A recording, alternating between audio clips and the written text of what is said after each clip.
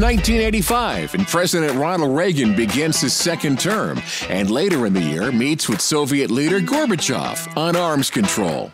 The cost of a first-class postage stamp is 20 cents. Coca-Cola attempts to change its 99-year-old formula.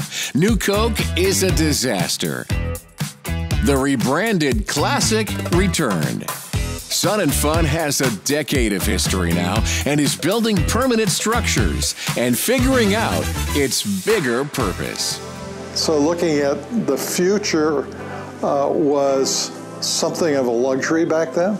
I think we were really focused on survival. We better start moving out of tents and start putting some permanent structures here, and that's why you saw early on the commercial buildings. And so we were able to build an infrastructure, a sense of permanence, because it got awful windy and those tents started bouncing. The tent pegs were all over the place. But it did become obvious after about 10 years that there needed to be a paid staff, somebody to, number one, answer the phone. And then right thereafter, we had a security thoughts. Started out with a volunteer that lived in his own trailer, and he got to stay in the trailer as long as he watched the property.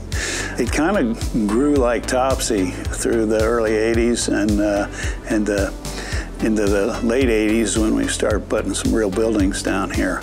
The planning for the growth of Sun and Fun continued side by side with running the fly-in. The pioneer spirit and friendship was the glue that kept it going. Part of it is the camaraderie of all the friends and volunteers and staff, and once you really bond with somebody, you just love them and you look forward to seeing them. And there's so many people I never would have met that have became close friends. A lot of them have passed.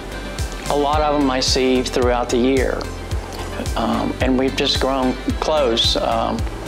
Just good friends, and I'm making more this year since I'm living out here now.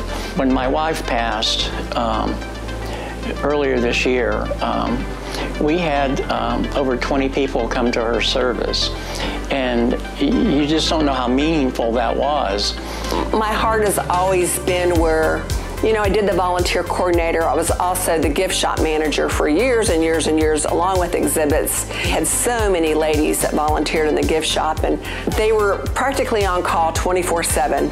If something came in or we had a load of t-shirts that came in, they were there. It didn't matter what day it was, when it was. You know, we'd make lunches back there or cook some soup back there, and just, it was just very quaint. Next time, in part 5 of this series, we'll hear about the importance of what the whole focus of Sun and Fun has become, from the museum to the school to the Aerospace Center for Excellence. That and much more as we continue with the pioneers celebrating the 50th fly-in.